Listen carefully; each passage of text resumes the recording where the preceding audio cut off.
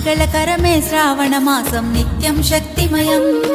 మంగళ గౌరీ మన బతుకుల్లో నింపే కాంతిమయం పంట భూములు ఆకుపచ్చగా మారే శుభతరుణం శ్రావణ మాసం పూజలు చేసిన కలుగును పుణ్యం